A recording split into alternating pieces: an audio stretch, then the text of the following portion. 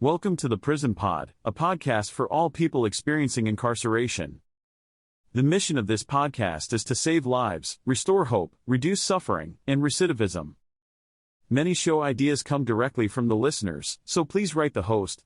Prison Pod, Post Office Box 294, Orono, Maine, 04473. Here is your host, Ms. Valerie. Hello again. Thank you so much for having me back on the Prison Pod. Today's guest is Josh Nowak, and he is from Breaking Free Industries. I don't want to just say he's from Breaking Free Industries because there's so much more to the person, but that's just to start off with. So I'm going to say a good morning to you, Josh. How are you? Good morning, Valerie. Thank you so much for having me on the podcast today. I'm so honored and touched, and I am having a fantastic day. We're just getting things started here in Los Angeles. I know it's early in the morning there. It's a little bit later here for me. Well, I said I was going to start off with the Breaking Free Industries, but I'm going to back up a little bit because as I started doing a little bit of research on you and what you do, I came across this great program called Inmates to Entrepreneurs. And it's my understanding that you are an instructor for part of that program. Yes. So Inmates to Entrepreneurs is a program that teaches basic entrepreneurial skills to those that are currently incarcerated or those who have come home. And the only requirement that we have is that you self-identify as being judicially impacted. Based upon our experiences, judicially impacted means in some way, shape, or form you've been judicially involved. It could be that you're the children of somebody who's been incarcerated, you've done time yourself, you've been charged with a crime but never actually committed, whatever. If you self-identify, we're not cross-checking you, but it's a course that teaches basic entrepreneurial skills so that you have the tools you need to just start and get your first couple sales.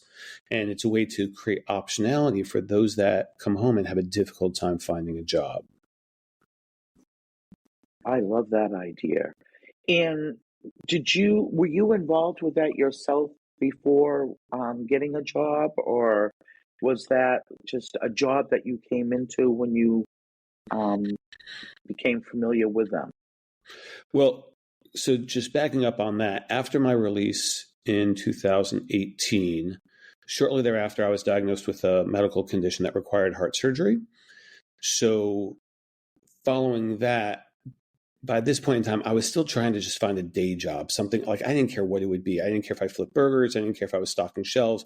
I just wanted a full-time job so I could just take care of myself, take care of my family, and not be so fancy about life and just keep it simple, just collect a paycheck. But unfortunately, I had 13 job offers revoked. That's not 13 job interviews that didn't go well. That's people that said, I want you to work for me. And then on doing their background checks, said, no thanks. So that kind of pushed me into the entrepreneurial way of, hey, you got to do your own thing again, which I kind of dragged my feet saying, okay, yeah, I kind of realized I haven't held a job in 20 years because I've been self-employed before incarceration.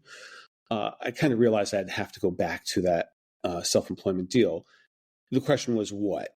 So after a lot of soul searching, and I'll save you the backstory on that, I came up with the idea is, fine, you don't want to hire me as a formerly incarcerated person, ex-felon, then hire the whole lot of us. Because in my experience, lots of people want to do the right thing, but not in their own house. Like if you go past somebody on the street and they're homeless, you want that person not to be homeless. You want to feed that person, but you don't want to go actually give that person the money because you're fearful of whatever. You might get mugged. They might use that money for drugs. So we kind of give our money to the church and let the church kind of run interference. And the church will do the ministry work for the homeless and feed and house and clothe and all that. And we feel good about making the donation to that intermediary. So I'm like, okay, fine. You don't want to hire me.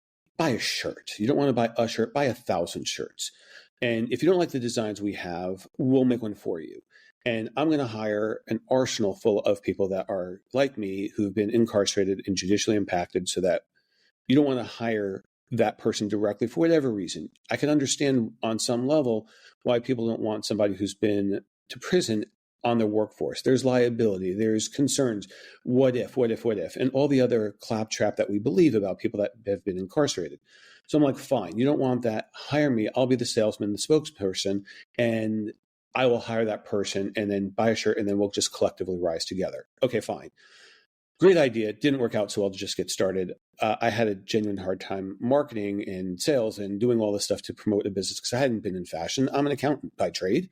I know debits and credits. I know a white shirt and dark pants.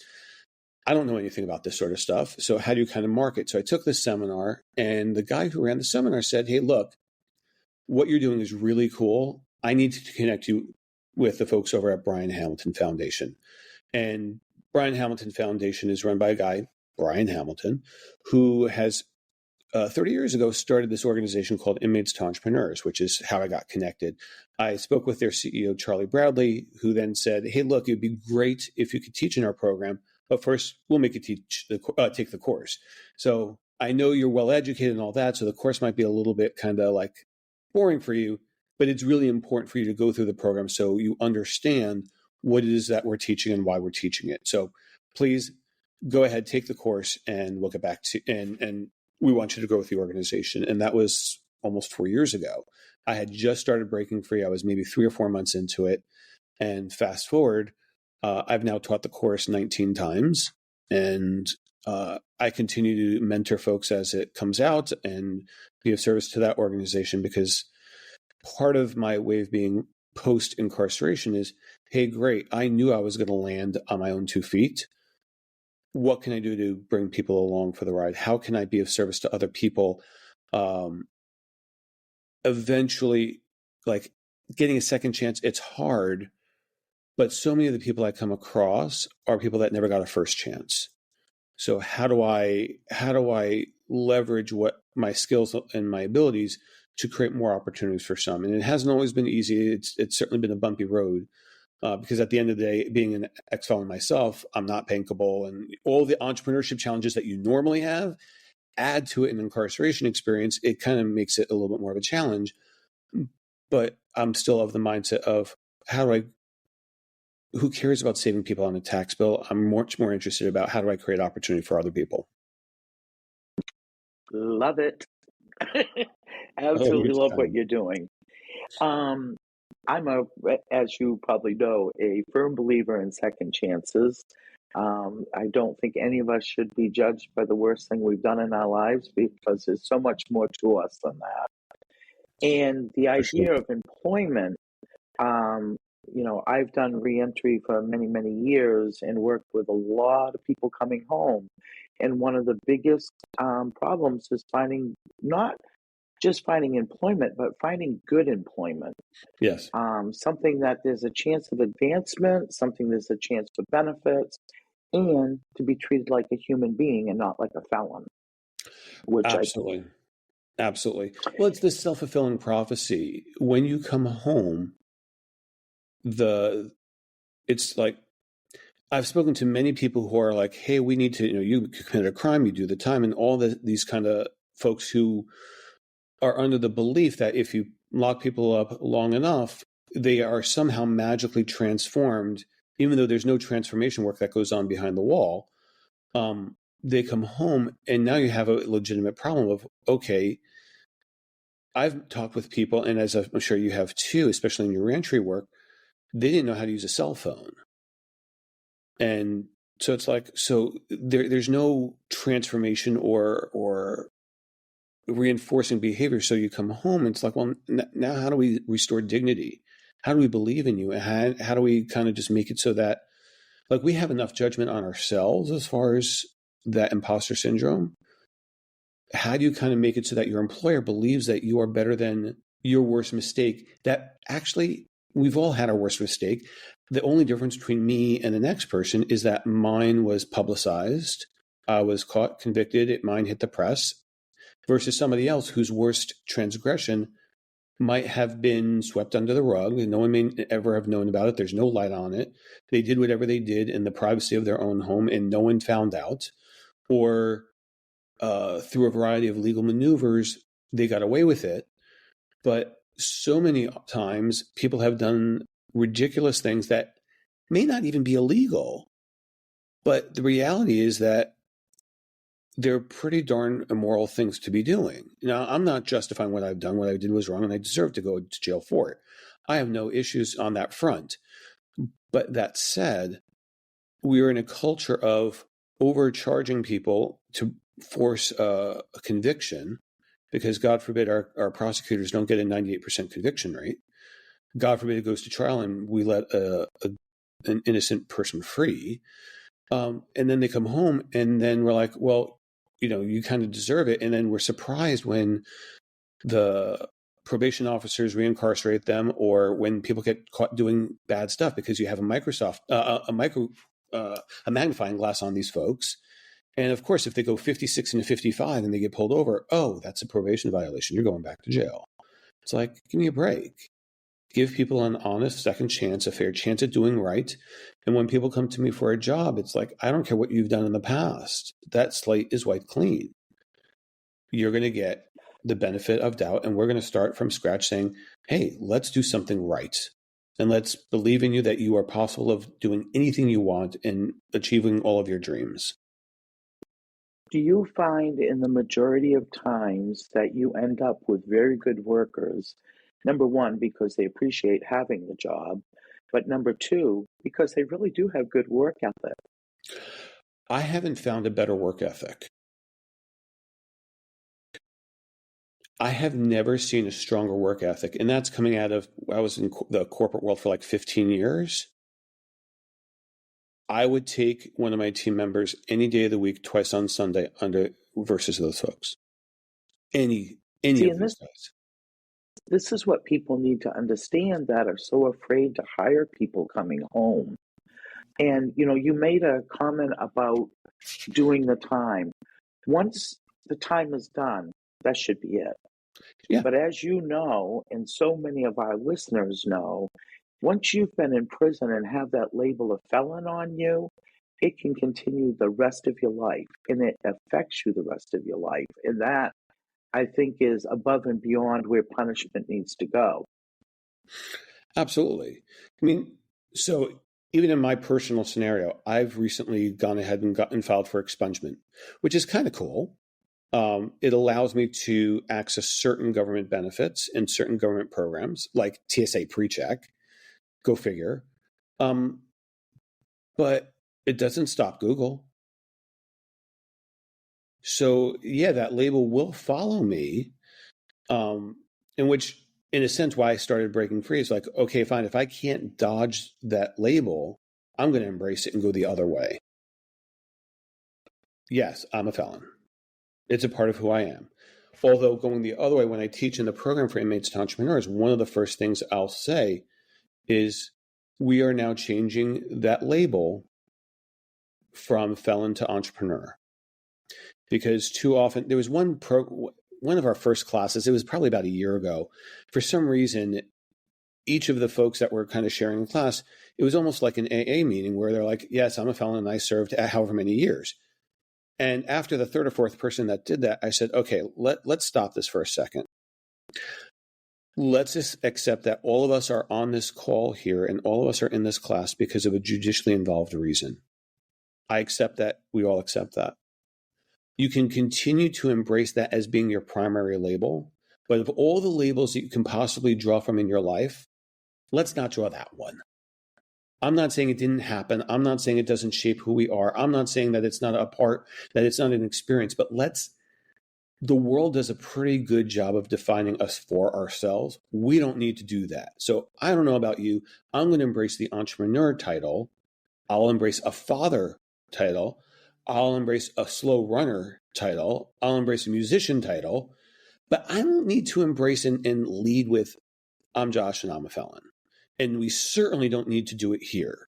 So I would much rather you decide for yourself that you're going to identify as an aspiring high net worth individual, that you are an entrepreneur, that you are a badass. I'm fine with all those, but we're not going to be continuing this whole trait of how long you've been away for it. There's no points for that here. Let's move on, and let's move on with that identification, please. Yeah, change the narrative. That's right. And we really need to start doing that. We do that all the way across the board as far as labeling people. Right, but We need to I knock think that too off. often we do it to ourselves, and that shoots ourselves in the foot. Oh, yes. Yes, definitely. We're not doing ourselves We've favors. been talking about it, but we haven't really discussed what breaking free industries actually is. So let's So, talk a little bit about that. so Breaking Free is we're a screen printing business. So, as a for-profit entity, we print hoodies, T-shirts, caps, whatever that you could put ink or a stitch in other than a human being, and we will do whatever custom apparel that you want. And as a for-profit entity, we go head-to-head with any of the other 2,500 screen printers in the Los Angeles area. And we're a for-profit entity, because I would find great amusement of thinking about the IRS agent that would be like, oh, wow, nonprofit application for this guy? Hell no. But more than that, I want our business to be treated seriously as a legitimate business, not that we're here for a charity case. We're not a reentry program. We're not designed to have social services. We're designed to be a legitimate employer that you can go to and say, hey, I've worked for a screen printer here in Orange County. Can I please get a job somewhere else, and use my business as a reference, as being not just like having an asterisk next to it saying, hey, we're entity light, or we're not somehow a legitimate printing business, or you only got the job because of you were part of a reentry program and this is the assignment that you drew. It's like, no, we're a legitimate business and we'll go head to head with every other screen printer that we can. And the compelling thing that when I go to the street, when I talk about what we do, it's what makes you different than the competition. Well, it's our mission.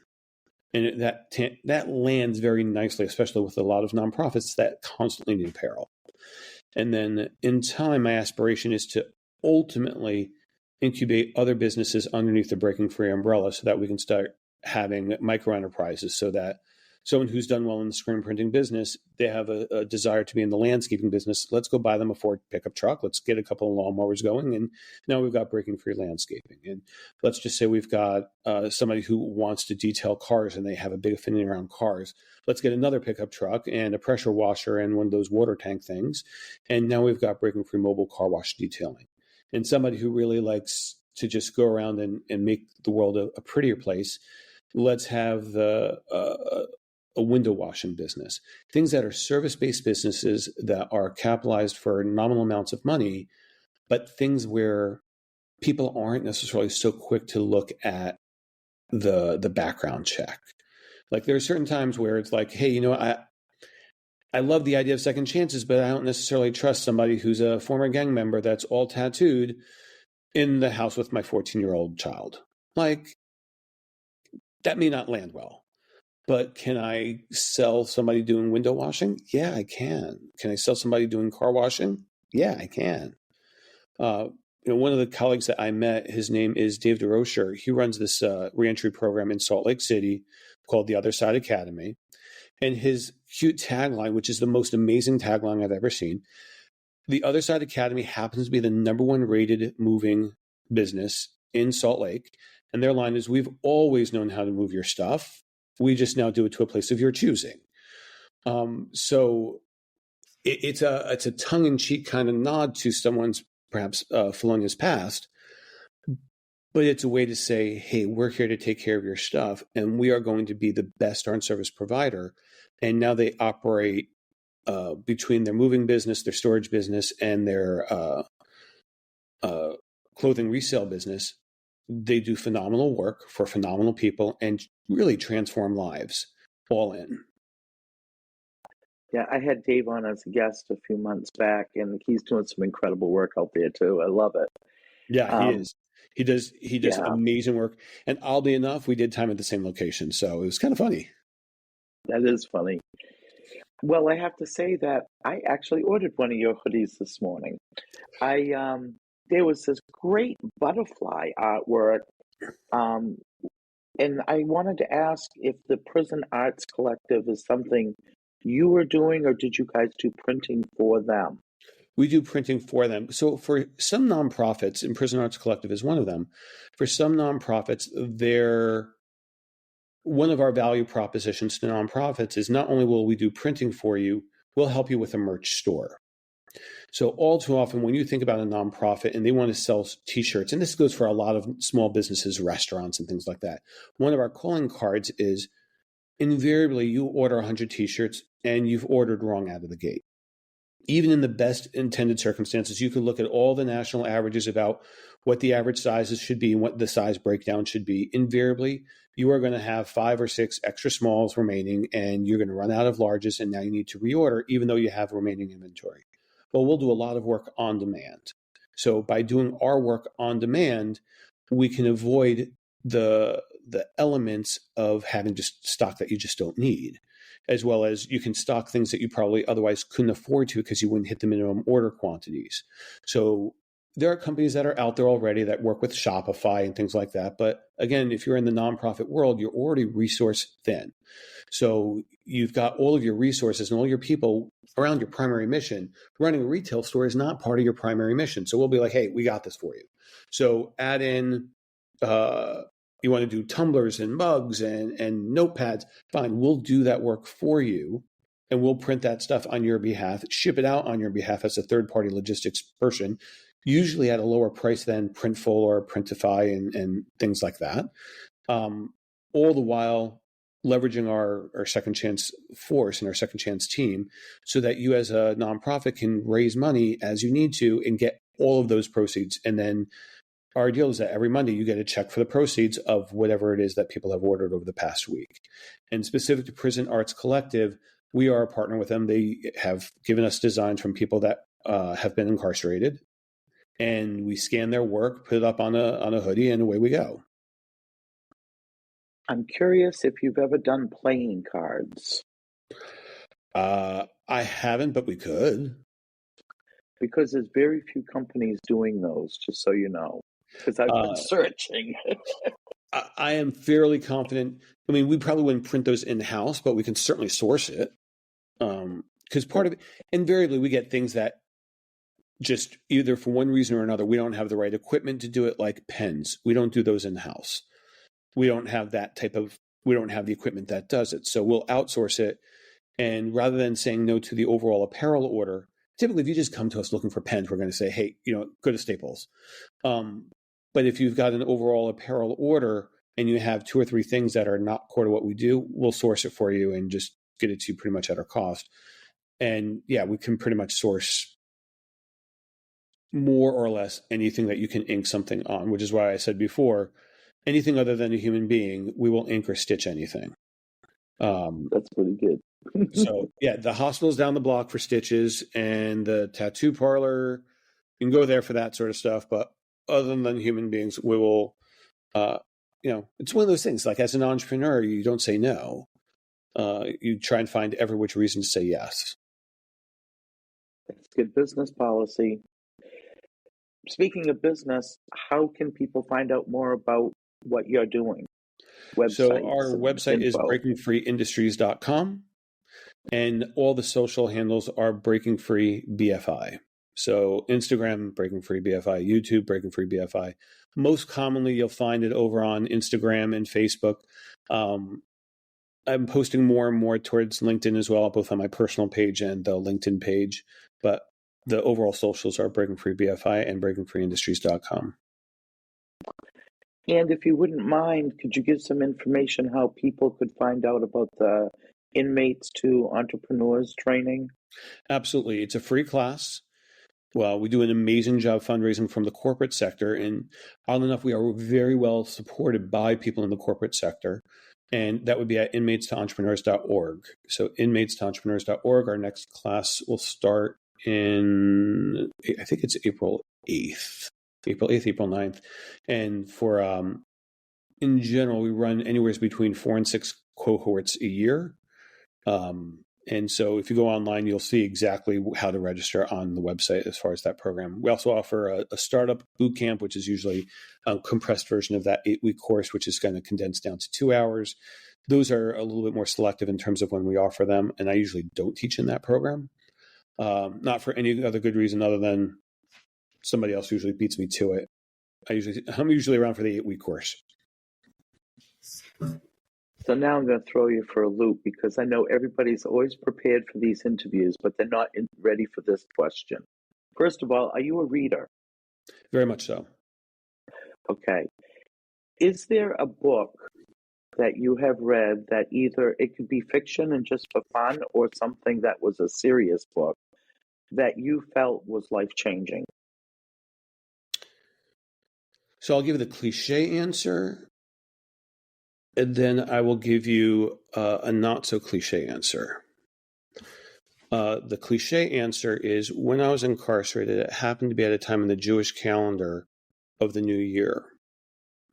And during my first session with the prison chaplain, who happened to be a rabbi, it's like, this is a new year, a time for new beginnings, and a time to reset. Think about that.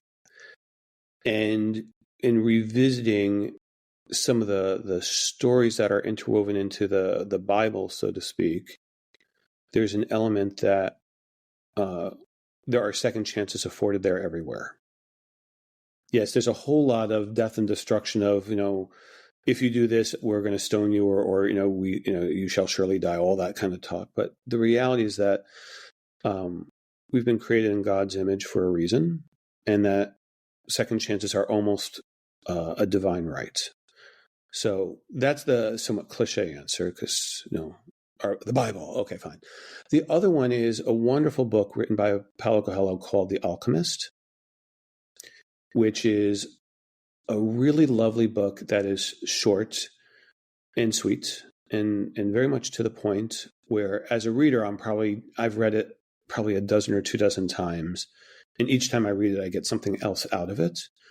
But it takes me about an hour and a half, maybe 2 hours to kind of read through it. So it's a rather short book. I think it's 100 pages, but it's a wonderful little parable about life. And without going into the details of it, I'll let some other folks kind of go in there. But to me, it's always about the journey much more so than the destination. Thank you for sharing that, because it's always interesting to me. I know that, I had a book that really changed me, and it was on anger, out of all things. And it was a friend who gave it to me. And they were a little nervous about giving it to me because they wasn't sure how I was going to take it. But it was Anger by Thich Nhat Hanh. And it was a great book. And I think I've bought about 30 copies of it throughout the last 25 years and given them as gifts. So, and The Alchemist is a great book. In addition to the whole reading elements to it, one of the also more profound things post-incarceration, I had the privilege of meeting Father Greg Boyle of Homeboy Industries. And if you listen to his YouTube videos, his speeches invariably have a lot of the same anecdotes. So if you've seen one speech, you've kind of seen a bunch of them, because his eloquence is repeated because it's such a good speech. He just, press repeat, and depending on the audience, he kind of tweaks it a little bit. But the first time I met him face to face, it totally rethought how I thought about life in terms of what my purpose is, because I met him about 3 weeks before I incorporated Breaking Free. And I had known about his social enterprises. And the cool thing that I heard from him is that, and I met him in a synagogue scenario. And his line to us was, you don't go to services, you don't go to synagogue, you don't go to church, you go from. And he goes on to say as well, if you're going from, well, then where exactly are you going to? Begs the question, right? You're bringing the light from this holy place, and your obligation is go to the margins. Your obligation is to go to the fringes and stand with the child, stand with those that are downtrodden, and bring the light from here to those that are downtrodden, and bring that light out from here to there. That is your mission. And, in a sense, while he has written books and they're quite good, his 10-minute pitch, his 10-minute speech was the kind of final kind of action, so to speak, that set me on the course to open up Breaking Free and firmly set me in that mission of where I'm going. So, and I've subsequently seen him speak a couple more times. I've met him face to face and shook hands and, hey, let's talk a little bit more and all that. but he is a wonderful human being doing wonderful things. And if we can take a little bit of that light and bring it to the margins, that's my goal. That's beautiful. I like that. Let's bring light. Let's shine the light on those who have that inner light to shine. Yeah. Yeah. Well, I think all too often the people at the margin, they have that inner light, but it's been fogged and kind of cluttered over. Kind of like if you go to an older house and some of the mirrors have this dust that's kind of obscured and a level of opaqueness, a shade around that light. You just have to believe in that person and have them recognize their own inner beauty.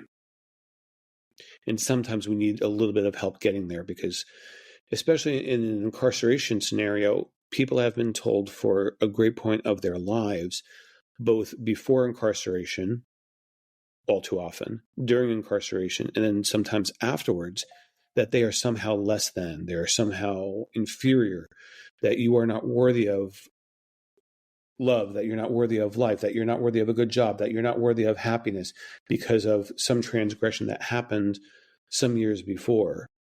And that's something that when you bring the light to that person and help them say, you know what, you are more than your worst mistake, you are more than whatever happened to you prior to, because all too often the cycle of incarceration started with domestic issues at home, a parent mistreating a child, sexual abuse, drug use in the home.